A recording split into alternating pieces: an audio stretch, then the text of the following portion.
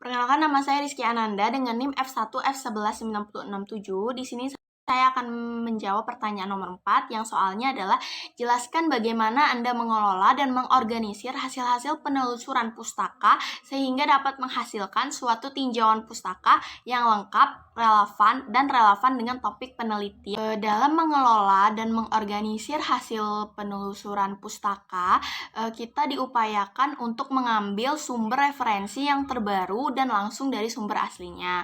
Dalam penulisan jumlah pustaka, ada dua hal yang dapat dilakukan supaya kita terhindar dari penulisan plagiatisme. Yang pertama yaitu dengan teknik parafrase.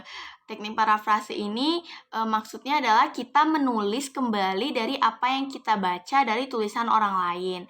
Seperti contoh, kita membaca suatu jurnal atau buku, setelah dibaca kita pahami maknanya, kemudian kita tulis kembali sesuai dengan apa yang kita inginkan, tapi maknanya sama dengan apa yang tertulis di dalam buku atau jurnal yang kita rujuk tersebut.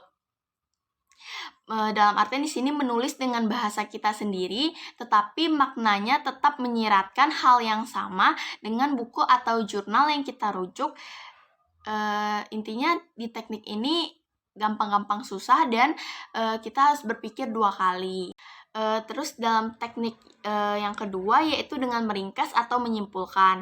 Teknik ini lebih efektif dan lebih sederhana. Misalkan kita membaca satu referensi, kemudian kita baca lagi satu referensi, dalam artian kita membaca beberapa referensi. Misal kita membaca jurnal A, B, dan C. Kemudian menyimpulkan apa yang kita baca dari ketiga jurnal tersebut menjadi satu tulisan atau satu paragraf ke dalam tinjauan pustaka.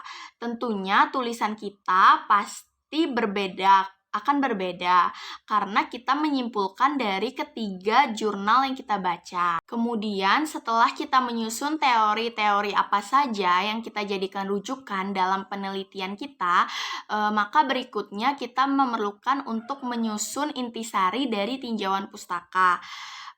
Intisari tersebut dalam bentuk skema-skema atau tabel yang menghubungkan berbagai variabel ataupun konsep yang kita terangkan di dalam tinjauan pustaka atau biasa disebut dengan kerangka konseptual. Nah, kerangka konseptual ini disusun berdasarkan dari apa yang kita tulis di tinjauan pustaka sehingga dapat disimpulkan dan menulis tinjauan pustaka.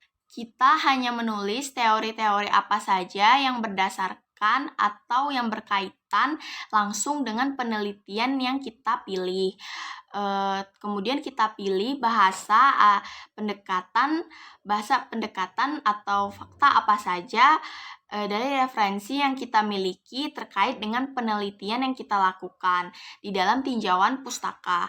Karena akan disintesis menjadi skema di dalam kerangka konseptual, yang artinya dapat menggambarkan hubungan antara konsep atau variabel yang kita tulis di dalam tinjauan pustaka. Menurut saya itulah cara kita untuk dalam mengelola dan mengorganisir hasil-hasil penelusuran pustaka kita, menghasilkan suatu tinjauan pustaka yang lengkap dan relevan dengan topik yang kita ambil. Sekian jawaban dari saya. Terima kasih.